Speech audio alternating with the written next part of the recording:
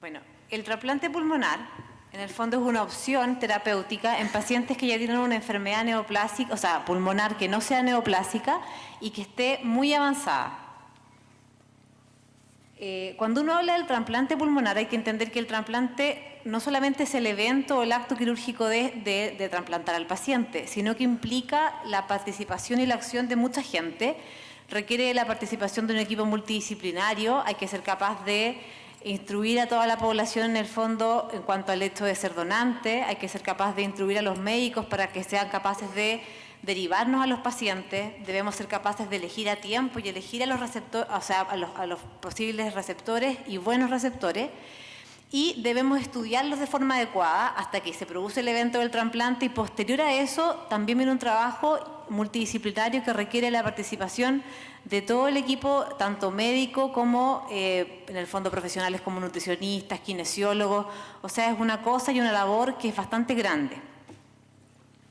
Ahora, ¿qué pacientes van a ser candidatos a un trasplante pulmonar?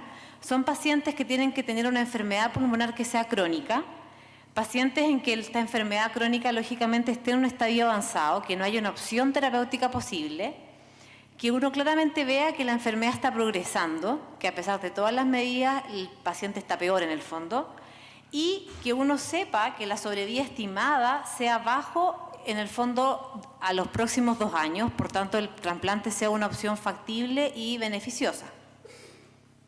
Y además que, como dije anteriormente, no existe ninguna terapia médica efectiva. En general, lo que uno tiene que ser capaz de evaluar y equilibrar en el fondo es darse cuenta si estamos frente a un paciente, si realmente se va a beneficiar o no de un trasplante. Es decir, cuál es la sobrevida estimada a los 5 años futuros del trasplante. Si esta es mayor a un 80%, tanto en el periodo perioperatorio como a largo plazo, esta es una opción factible. Y además evaluar que el riesgo de muerte sea real en los siguientes 2 años de que yo diagnostico esta patología o esta situación, si el trasplante no se llega a efectuar. Ahora, ¿cuáles son las indicaciones de trasplante? En general se agrupan en 4 grandes grupos. Tenemos las enfermedades que son de tipo obstructivas. Dentro de esto, la clásica y la principal a nivel mundial son los pacientes con enfisema pulmonar. Dentro de las patologías restrictivas, lo principal, ¿verdad?, los pacientes que tienen fibrosis pulmonar.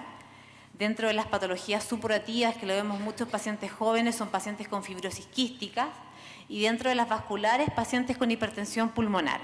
Y este es un grupo bien complejo porque hasta hace poco no teníamos tratamiento, por tanto nos derivaban muchos pacientes que sin en el fondo tener indicación real de trasplante, porque la indicación es real es una vez que este paciente se ha intentado todas las posibilidades médicas y a pesar de esto hay un deterioro progresivo de su función pulmonar. Como no disponíamos de en el fondo evaluábamos la opción de trasplante. Sin embargo, no es algo que debiese ocurrir. Ahora, aquí tenemos algunas imágenes de patologías clásicas que en el fondo son las que más derivan para trasplante pulmonar. La de arriba en el fondo es un paciente con enfisema pulmonar. Abajo tenemos un escáner de un paciente que tiene hipertensión pulmonar. Ahí podemos ver un paciente con una imagen clásica, ¿verdad?, con fibrosis, y abajo un paciente con bronquiectasis, si se fijan, bilaterales, ¿verdad?, es un paciente con fibrosis quística. Ahora, ¿qué es lo que ocurre a nivel mundial? A nivel mundial, en el fondo, si consideramos el total de trasplantes en globo, hasta el año 2015 se estaban haciendo 55.795 trasplantes, o sea, muchos. Pero ¿qué pasa en Chile? Si vemos en Chile, nos damos cuenta que ya el 2014 han habido 33 trasplantes en totales, dentro de estos 11 en el Instituto Nacional del Tórax. El 2015 se realizaron 16 trasplantes, el 2016 17, y el 2017 a la fecha, en el fondo, llevamos 7 trasplantes. O sea, si nos damos cuenta, es un valor bastante bajo, considerando que en lista de espera a nivel nacional tenemos 22 pacientes. ¿Y por qué les menciono esto? Porque creo que es súper importante siempre tener en consideración que si uno ve las tasas de donación en el mundo y ve los países que tienen mayores tasas, como es España, que son de 35 por billón de habitantes en el fondo, y nos damos cuenta que es lo que ocurre en Chile. En Chile la tasa de donación es de 7 por millón de habitantes. Y lo peor es que en el transcurso del tiempo, al 2015, si se fijan, la tasa se ha mantenido estable. Entonces aquí es donde tenemos que nosotros tener que trabajar.